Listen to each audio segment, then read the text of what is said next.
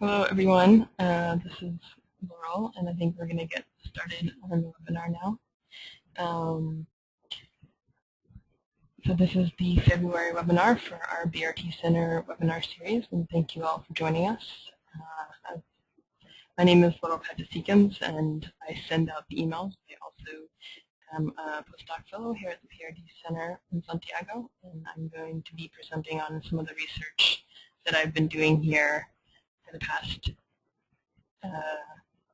year and a half that I've been in Santiago. I called it the social and political implications of BRT as a neoliberal contradiction, and I know that sounds a little academic jargony, but I assure you I will keep that to a minimum. My background is as an engineer, but really my academic background, but really I'm a transit advocate, and that's the perspective that I come to this as.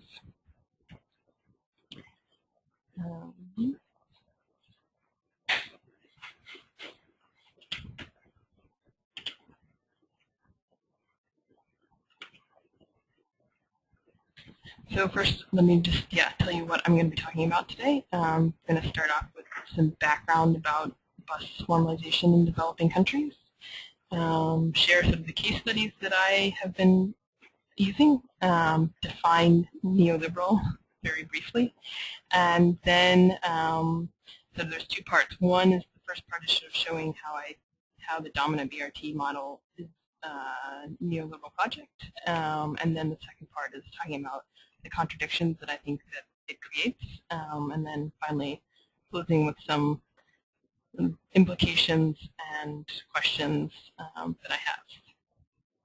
And then hopefully that'll take about 40 minutes, and then they'll be open for questions.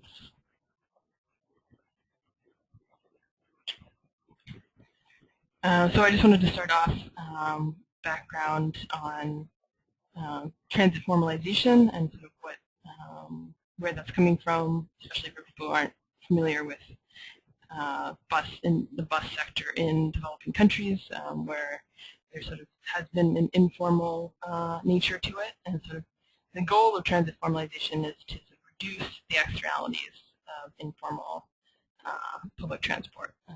Primarily, sort of the big three ones are congestion caused by buses or mini taxis or other public transport vehicles, usually the small ones, unsafe driving and bus conditions, and air pollution caused by old and unregulated vehicles. And the sort of general way that this has been playing out is sort of a shift from what's called competition in the market to competition for the market. So changing from a large number of operators who are competing on the street for passengers to some way to shift to allocating through some maybe competition for the market for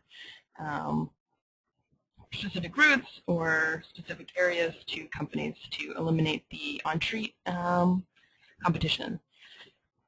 And so that includes usually a massive consolidation of bus operators, a switch to newer buses to try to eliminate the environmental pollution impacts, which requires investment, and so in general, so it requires sort of a new role for the state, a new regulatory regime, and also one impact in order to get rid of the congestion caused by too many vehicles is also sometimes switching to sort of a trunk and feeder system, which requires ideally fare integration because you're forcing passengers to transfer, so some sort of revenue distribution between operators.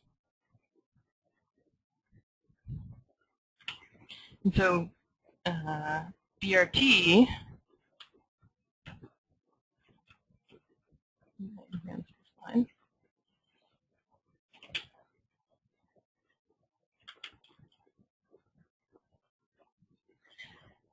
BRT is one way that transit can be formalized in a sort of quarter by quarter approach, because BRT requires large buses, significant investment, elimination of on-street competition. It is a sense of sort of formalization, and then governments must either operate the service or sort of create some sort of market in which to purchase service. And so it can either, this formalization is either a secondary impact of BRT, and sometimes it's actually sort of a primary motivation, a way of like starting to formalize the bus system, but one quarter at a time. So my set of examples comes from some research that I and my colleagues are doing here at the BRT Center in Latin America, 4 cities in Latin America: Mexico City, Quito, Bogotá, and Santiago. Some case studies that I did in India late last year, and then also a little bit on Johannesburg with some assistance that I got from folks at the International Transport Workers Federation. So really briefly, I want to define neoliberal, which is a word that gets thrown around a lot, and sort of maybe started out with a specific meaning and now has a lot of meanings for different contexts. And I think it plays out differently in developing and developed countries regarding sort of the role of the state.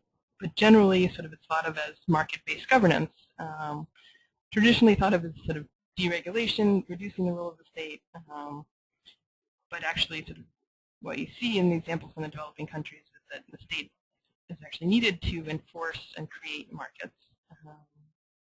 And then really what it can be is sort of just a transformed relationship between market and the state around a set of interests or elites, and often sort of maintains or increases inequality. But sort of this role of the state is where sort of the contradiction between sort of the theory and the practice comes into being. And I think it also sort of creates the possibility that tools that are neoliberal in theory can end up creating or being used for progressive or redistributive ends.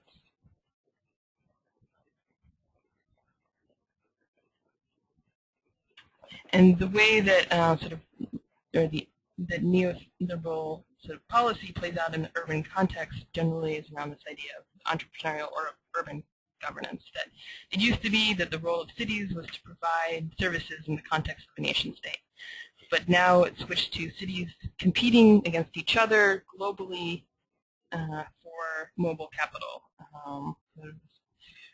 Race to attract investment in your city, which can sometimes be a race to the bottom in terms of creating conditions to attract that, the attractiveness of your city to attract capital,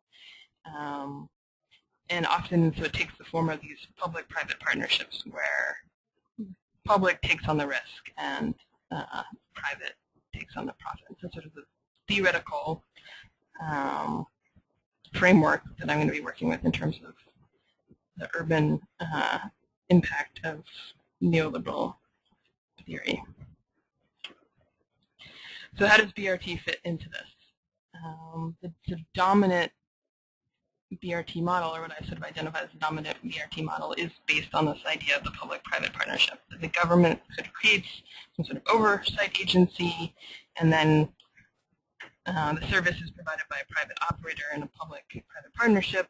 So the government is sort of creating a market to contract for a service from what turns out to be large companies, in part because they need to be able to make large investments or buses that can operate BRT service and have the environmental standards to do so. But sort of how the operating contracts are assigned, I wouldn't say is necessarily entirely free market. It really depends on the context of the country and the city and the relationship between the state and the existing operators who were operating bus service previously, and sort of definitely creates winners and losers based on sort of that power dynamic. And I'll talk about it a little bit in some of the case study examples. But in general, the risk is taken on by the government, but with a goal to minimize subsidies, public spending.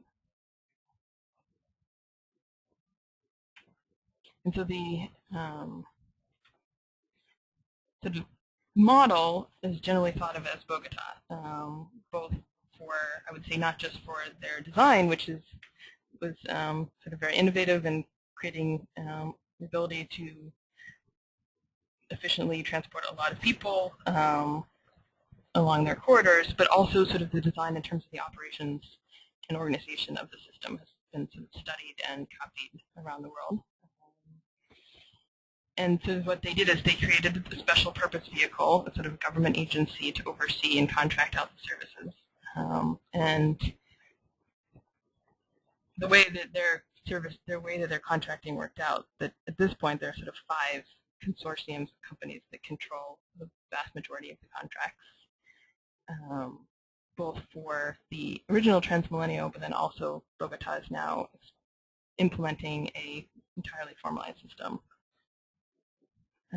But their original system was designed not to need operating subsidies, sort of created a 2-tier fare system initially, with the sort of old buses service being less expensive than the BRT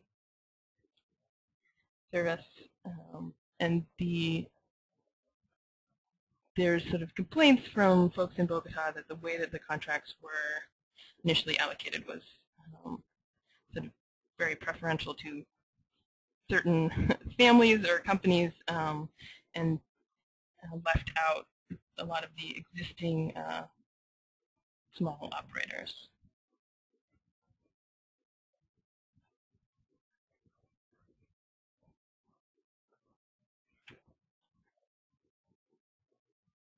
The second example I wanted to talk about was Santiago and this question of risk. And so in 2007, the Chilean government created sort of this integrated, formalized public transport system called Transantiago, which integrated the bus system with the metro system. And when they did that, the government took on the risk. And there's this quote from a Transantiago official really saying that it was very clear that when they went to investors and banks and said, we want to do this, they said, they got in response, you have to have a guarantee from the state because this is a new system, it's a new idea, we don't know how it's going to work. And so the initial contracts, the government took on the risk, and it ended up being a very large risk in that sort of millions of US dollars ended up having to be spent of public funding when the system was initially started, and there still are operating subsidies. And there's a number of reasons for that, and a whole lot of discussion has happened about what happened with Transantiago.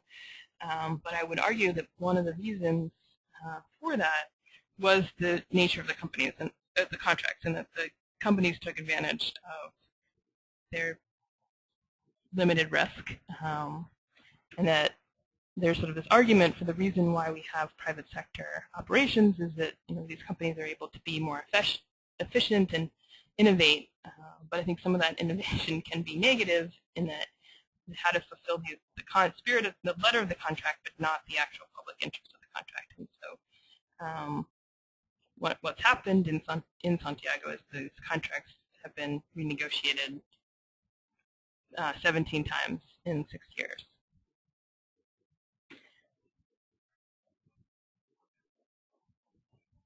And one other thing to note about Transantiago is that, yeah, it was designed not to need operating subsidies.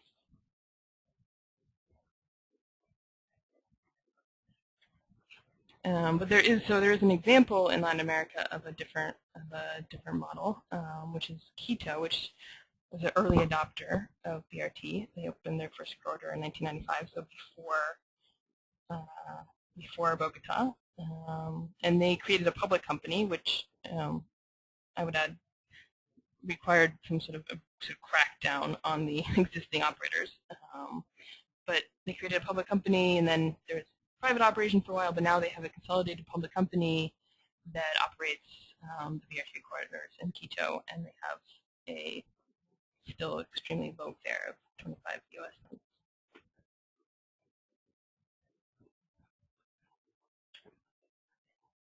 And I think that in terms of sort of the neoliberal model makes sense in the context of Colombia and Chile if you look at their sort of political history and sort of the reforms that have taken place I would say, under the threat of violence initially, in both in the dictatorship in Chile and also the sort of rise of right-wing paramilitary organizations within the context of the Civil War in Colombia. But then this model is also encouraged by international development banks and NGOs who are sort of spreading the gospel of BRT around the world. But so this model is being transferred to countries with different political contexts. And one of those countries is India, which is adopting BRT in a number of cities. And one of them is Ahmedabad, which sort of uses the Bogotá model, and they set up a special purpose vehicle to operate their BRT as well. But this is in the context of a city that had an existing publicly operated bus, has a public bus company already operating. But what they did is as they set up the BRT corridors, they cut back on the existing public service so as to not so the BRT wouldn't have to compete with the lower fared regular bus service.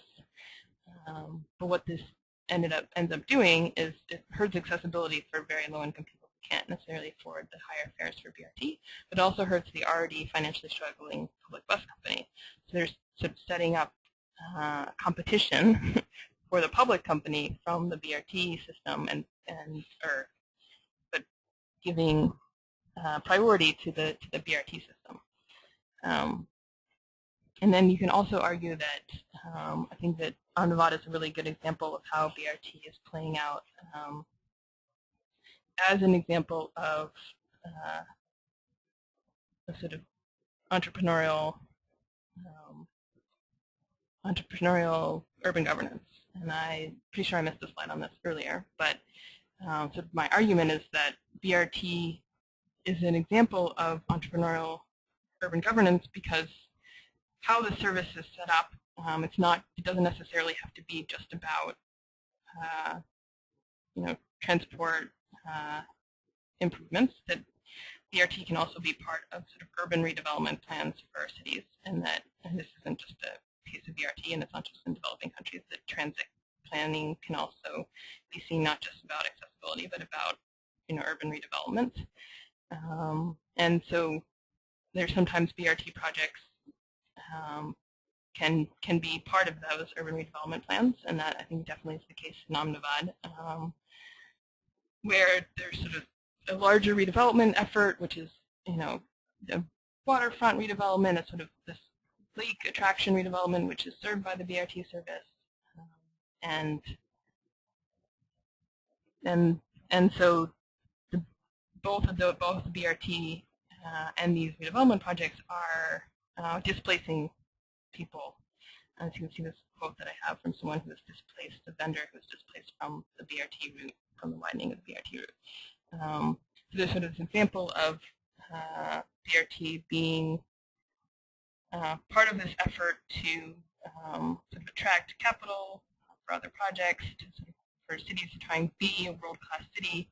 I think you can make the argument that BRT is spread in part due to this sort of cities competing with each other. That this is not a value judgment, just the ways that urban policy are spread is that cities feel the need to compete with each other. So it's like, oh, if Bogotá has this BRT that's winning awards, then it's something that our city needs as well.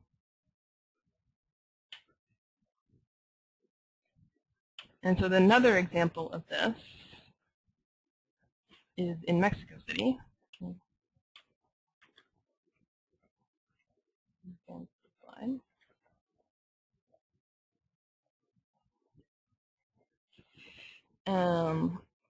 Yeah, so in Mexico City, Mexico City started BRT on sort of what you think of as traditional BRT corridors, very sort of highly traveled, lots of high demand. But on their further line 4, they did something different, which is that they developed a BRT route which sort of connected the historic downtown center of Mexico City to the airport, which was on much narrower streets, and so it had had to have a different design than what you think of as BRT design. And it was opposed by the merchants and sort of street vendors and neighborhood residents, partly because they felt like space was being taken from them, which I'll discuss later. And they sort of questioned the reasoning for the BRT because the area was already served by Metro, but they really felt that this was part of a larger project, sort of clean up the historic downtown to make it more tourist and investment friendly, which is why they thought that it went to the airport. So I have this quote from a neighborhood leader really saying that they felt like these projects should be benefiting the people who live there and not just sort of larger projects to sort of push people out and sort of make the city more beautiful. But then I have sort of a counterexample, which is from Delhi in India, where the planners of the BRT project there were really, really deliberate about and sort of rejecting what they called the Bogotá Model. And so they did this both in design by using an open corridor, so they didn't have to create a new operating company or a two-tiered fare system. But also, they also saw the BRT sort of in contrast to the Delhi Metro, which they thought was really being designed to sell Delhi as a world-class city and to serve middle-class riders. And so they designed the BRT really intentionally to try to serve the most sort of low-income users of the corridor. So making sure there were cycle tracks and sidewalks that were on both sides of the corridor, and making sure that there was space for street vendors so that people weren't displaced. And that there, then it was a very intentional process, and I'll talk later on again about what sort of ended up happening in Delhi. But I have this quote from Transit Advocate, NGO in Delhi, sort of saying that part of the problem is that there isn't a forum for bicyclists and cyclists or pedestrians and bus users to really be able to participate in the transportation process, which sort of brings us to the contradictions that I see.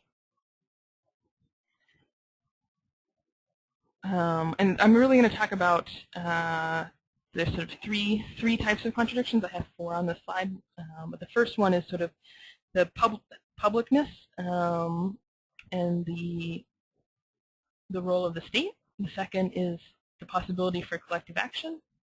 The third is challenge to automobility. And then the fourth, which I'm not really going to talk about in this presentation, but I just wanted to mention, was sort of BRT being an example of global south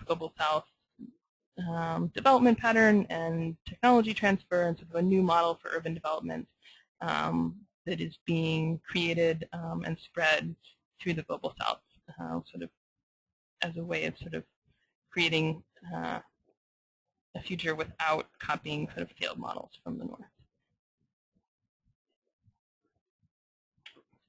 So the first one is about how sort of BRT and transit formalization really admits that there is market failure. That the example of Santiago, like it's a totally deregulated bus market failed, and there's acceptance that failed, and that there is a need for state regulation to provide an optimal level of service.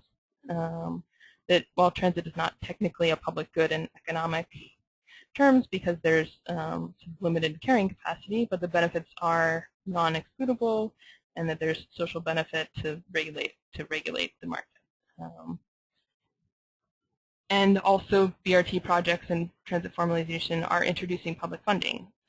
There's sort of a desire not to have operating subsidies, but they're still introducing public funding for capital costs, and in some cases for operations, and sort of public ownership of infrastructure. So that the idea is that it's increasing the sort of publicness of public transport,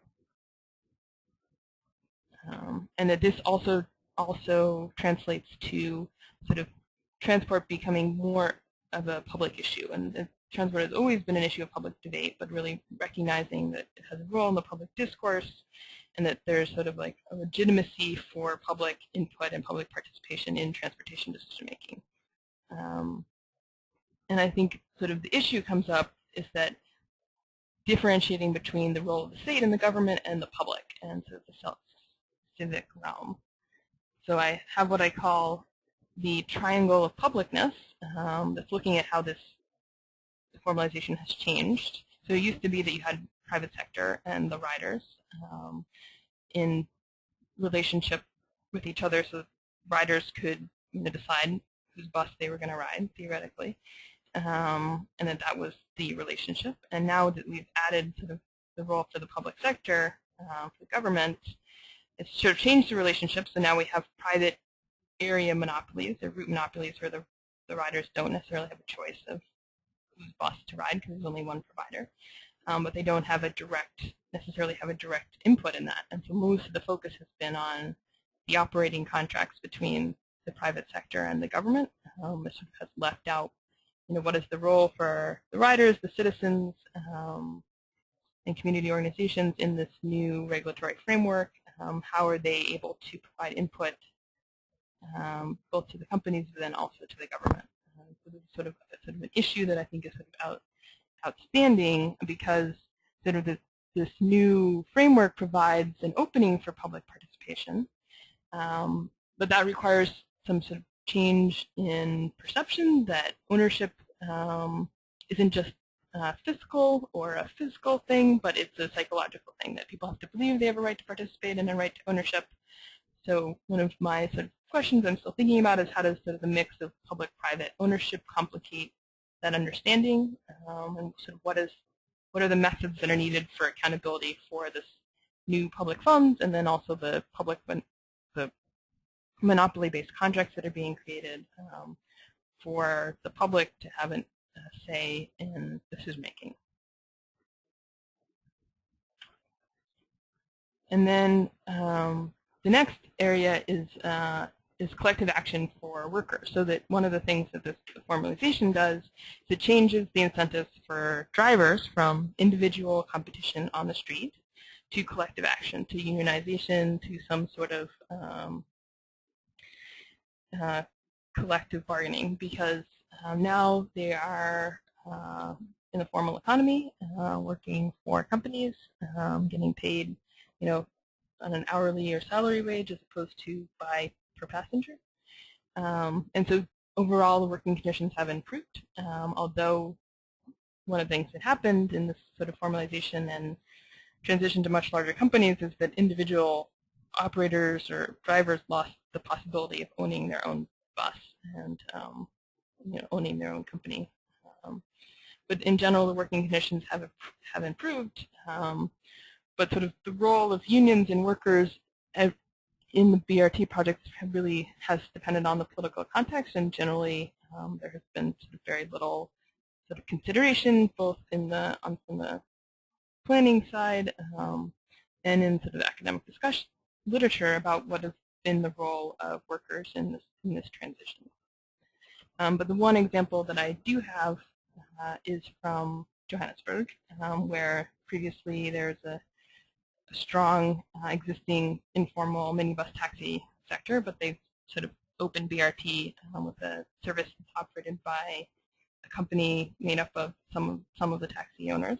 And initially, consultants from Bogotá were brought on to help with that company get it started. But one of the issues that caused that relationship to fray and end was a different experience with unions, and that you have a situation in Colombia with where it's the most violent and dangerous place in the world to be a union organizer, with less than 4% union membership, to South Africa, where you have a history of unions as a political force and sort of over 25% union membership. So there's a really different context. And the Transport Worker Union has been organizing BRT workers in Johannesburg, and people are reporting that there's better working conditions, and that the union sees a role for itself in not just improving working conditions, but improving the public transport system in Johannesburg. And finally, the third sort of large contradiction that I want to talk about is about automobility and about sort of the general organizing, social or spatial organizing of cities. And so automobility, I mean, technically by the dictionary means the use of automobiles as a major means of transport, but sort of in the academic literature, it's come to mean sort of this pervasive organizing principle for urban time and space with very widespread impacts on how cities are organized and how we live in cities. But I would argue it's very much sort of a neoliberal construction because, you know, private transport is both, you know, consumptive and individualistic and private, and you know, can increase inequality of access. But sort of one of the main issues is the issue of space. It's like who gets to space, and cars being prioritized over other modes. And one of the things that BRT kind of promises is a more equitable allocation of urban space. So we're actually dedicating space for bus riders and for non-motorized mode users. And that, you know, historically urban space has not been allocated democratically, but if you think about the difference between a bus and cars, that theoretically if you were allocating space democratically, a bus would get, you know, 60 times the space of a, you know, single occupancy vehicle, depending on the occupancy of the bus. But clearly, taking space and allocating it for bus users and non-motorized mode users requires conflict, and governments respond to conflict differently, and sort of who ends up losing space in BRT projects differs. And so I'm going to talk about 3 examples of how governments have responded to this issue. The first is going back to Delhi, where they sort of, you know, took space or allocated space that previously had been used by vehicles for bus lanes, and the cycle tracks and the sidewalks and space for vendors. And probably many folks know that ended up being very controversial, and there was a lawsuit filed, and finally, after research was required by the court, the Supreme Court ruled in favor of the BRT project. So one of the sort of things that happened, or a couple of things that happened, one is a lack of enforcement on the corridor allows drivers who have a sense of entitlement to drive in the bus lanes and in the cycle tracks and in some cases on the sidewalks. But also the conflict sort of stalled implementation of the entire network. And so the plans for expanding BRT in Delhi have been sort of on hold. But Ahmedabad took a very different approach, a very sort of pragmatic approach of they're sort of connecting busy roads, connecting busy places but avoiding busy roads. And they did that by adding capacity, and they've been able to create a very large network. At this point now they're trying to figure out how to take that network through the much denser, busy city center, which is creating new conflicts. But some of what happened was that in the competition for space, you know, space for cycle tracks and sidewalks were kind of abandoned when were sacrificed when there wasn't enough space, and then vendors and slum residents and other people were displaced. Because the reality is there's no empty space in an Indian city, and so you know, when you add capacity, someone was using that space previously, and generally those people have less political power than the car users. And then I'd say there's sort of another approach, which is the Santiago approach, which is sort of this compromise that I don't think was particularly effective. But what they ended up, so the initial plans for Trans-Santiago included a network of exclusive bus corridors. The majority were not initially built. There's a priority where roads could be widened. And sort of the compromise was instead to put in non-segregated sort of bus-only curb lanes, but those lacked enforcement and also, you know, have to be used by people turning right and taxis and bicyclists and other users. And so they significantly slow down bus traffic. And so there's a sort of main corridor in Santiago, the Santa Rosa corridor, where they have a bus-only segregated lane, but then when in the sort of outer part of the city where there was space that could be taken to create it, but then when it gets into the denser part of the urban center, where there wasn't space, it switches over to this non-segregated curb lane, which significantly slows down the speed of the buses and sort of basically reduces tremendously the effectiveness of bus corridors. So it's sort of a compromise to try to avoid conflict that is not, I would say, a successful challenge to automobility, but also it sets up these conflicts between the neighborhoods and the bus corridor. And so a quote here from a mayor of one of the communes in Santiago saying that they're against this project because it's decreasing the quality of life for the people in the neighborhood. And so yeah, so sort of my observations about conflict are that there, someone's going to have space taken from them, and it's a question of like who has the political power, whether it's car users or other urban residents. But then it also can create conflict switch the conflict from between mode users, but also between residents and travelers. And that there's also a different level of dedication in different cities to including pedestrian and cycle infrastructure in BRT projects.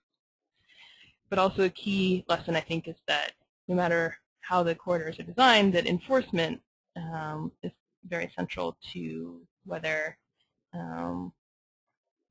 car users will actually respect the space being dedicated to other users or not.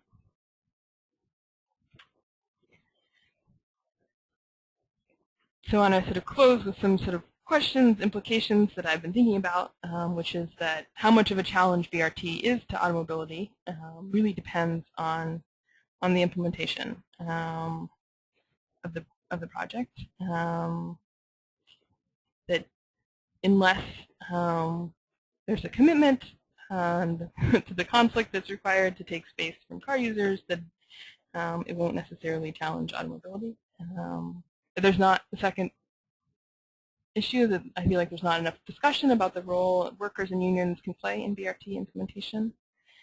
The third is this need to examine, in my triangle of publicness, the relationship between the public and the government and operators and how that's changing, and sort of what is this opening for more public involvement, and what does that mean, and what should that look like in terms of accountability for public funds, accountability for these operating contracts that create private monopolies. And then the fourth one is about how the operating contracts are actually allocated and who gets to control those resources of the bus companies. So sort of my conclusions are that the neoliberal implementation model for BRT is dominant, but it's not necessarily inherent. You can see that both Quito and Delhi took a different route. The BRT can increase or decrease social inequality in a number of ways. One is in terms of accessibility, so whose transportation needs are actually being met by the system. And that has to do with both how the system is designed, where it serves, but then also the fare and whether you're creating a two-tiered fare system, whether the fares are affordable to the most low-income residents, and whether the system also includes non-motorized mode users, which gets into the question of allocation of public space. And are we really allocating space and taking it away from car users? The issue of decision-making and involvement of the public in that decision-making, control over economic resources, in this case, bus companies, and then working conditions in the transport sector. So whether BRT is a tool for a more neoliberal city or challenging it, I think really depends both on how it's implemented by governments, but also how workers, riders, and urban residents respond to the contradictions that it creates, and so that even if it's being implemented using the neoliberal model, it creates these openings that people can try to use to make it decrease social inequality and improve accessibility for everyone. And this research is based on 4 papers that I am in the process of finishing and getting published on regulatory reform, on publicness, on public space or conflicts over space, and then on sort of this overarching issue of BRT as a neoliberal contradiction. And I'd be happy to share them as they get finished. And so at this point, I would like to open it up for questions. This is kind of an awkward format for discussion. So if there's other questions people are feel free to email me. There's my email address. And the way it works is you can either type in a question in the box, or I think if you have a microphone on your computer, there's some way that you can raise your hand and I can unmute you and you can ask your question. So I will look for that, as well as questions that are typed into the box.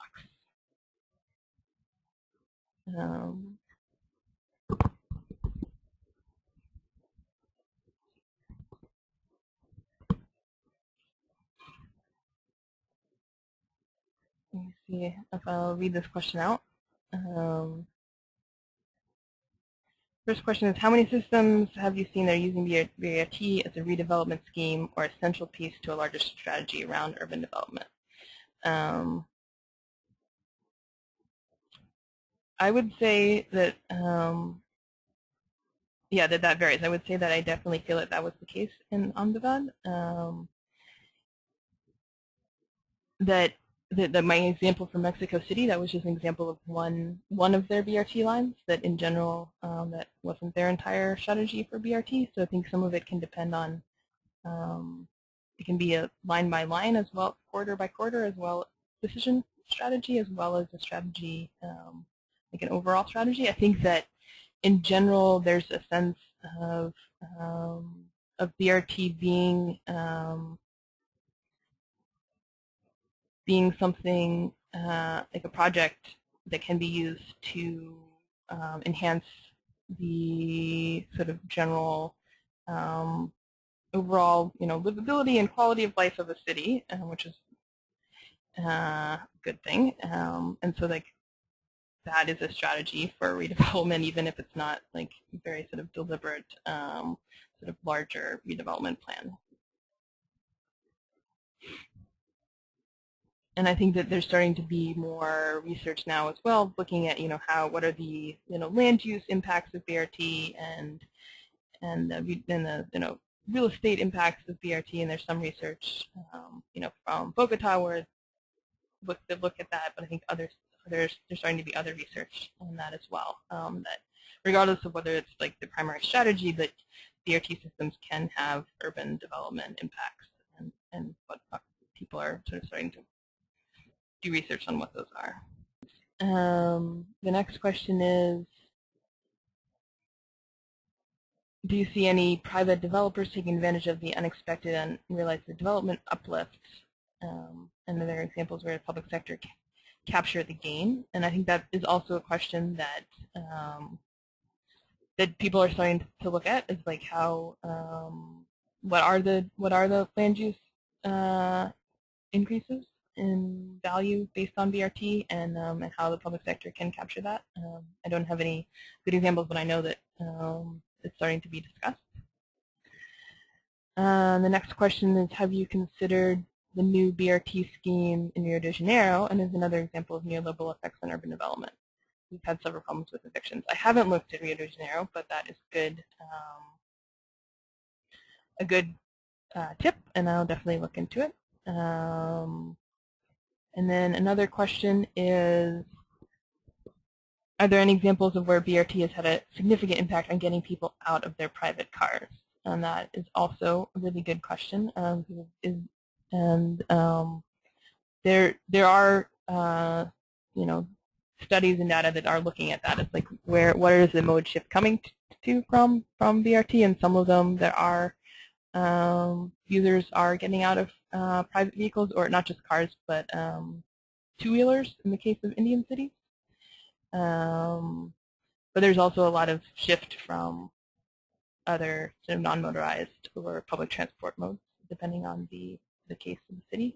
So I would have to say that there's some examples of that, but I would have to get back to you in terms of specific numbers in specific cities, since I don't have the data exactly in front of me. But I think that the issue of whether space is being taken from cars is really important for this.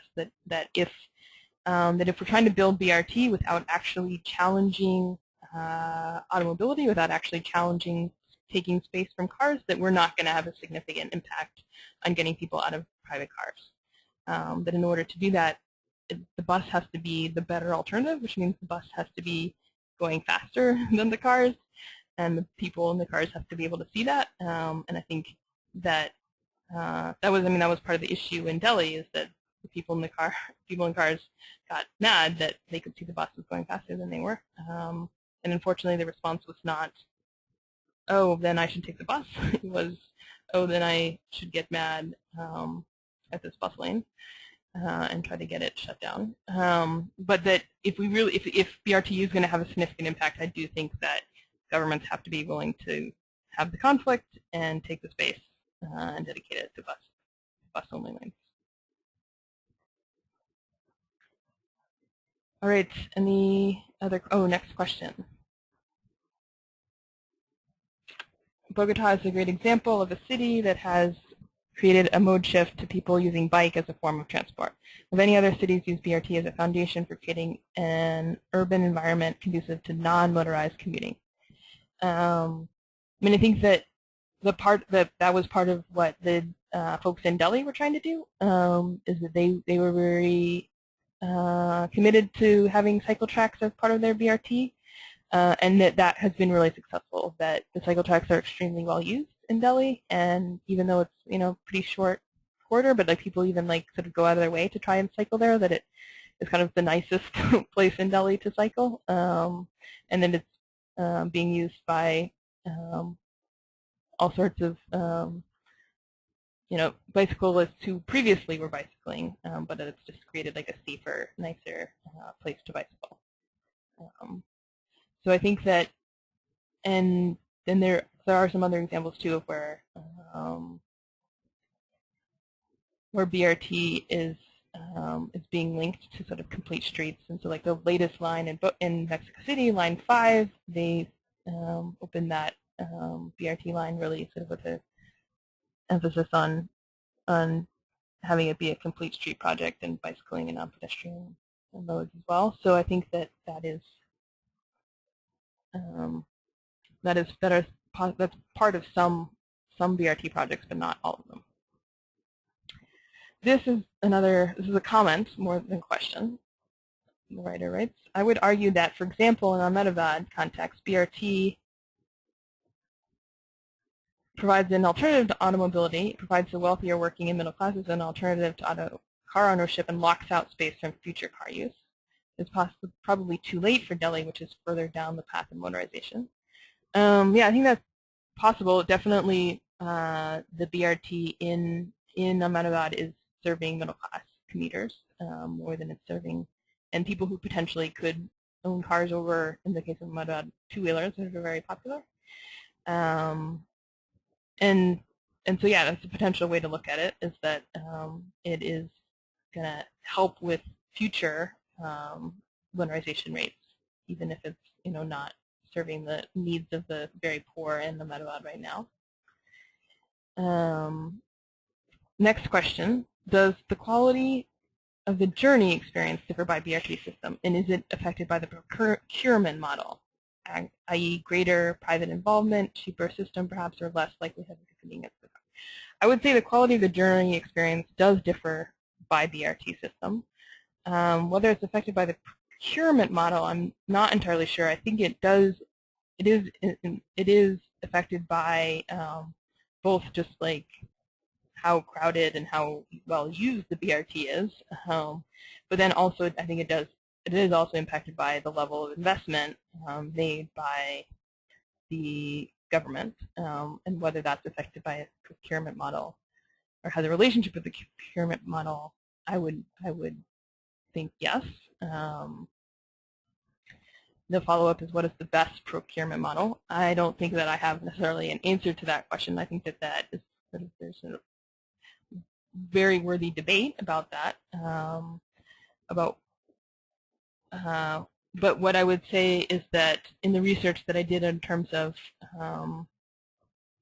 what is happening in the bus sector in 3 Latin American cities, is that the procurement model, even when it's sort of claimed to be sort of free market competition, it's not really. That there's a lot of impact both from the power of existing operators, but then also just sort of general consolidation of companies once they get contracts, so that there's, I think, that it's unlikely there's going to be a lot of competition for those contracts in the future. And so that's something that we need to continue to look at, is what's going to happen down the line as original contracts for BRT service or Trans-Santiago, in the case of Santiago, expire. What happens, and is this really free market, or are there sort of extremely sort of built-in biases towards the existing operators, even if they are not necessarily most efficient?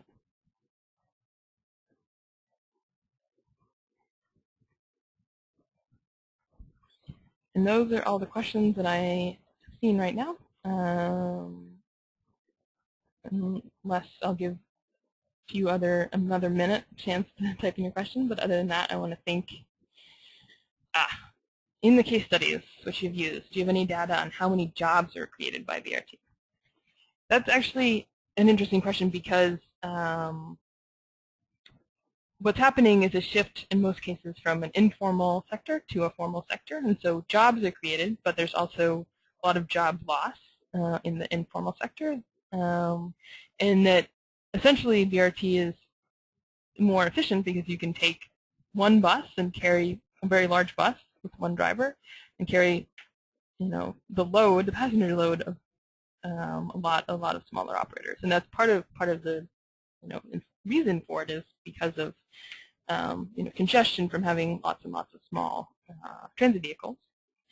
But so that I don't have data exactly on how many jobs are created, but I do think there is an issue of employment in terms of the shift from informal to formal, and sort of who wins and loses in that, and that probably, arguably, you can say there's job loss based on that.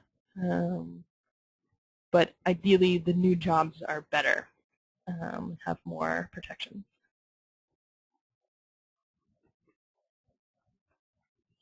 Well, I am very happy to take any other questions over email in the future, and I want to thank everyone for participating. And I will send out the slides and recording of the webinar next week. So thank you all, and hopefully you can continue to participate. We also will be sending out information about the March webinar soon. Thanks.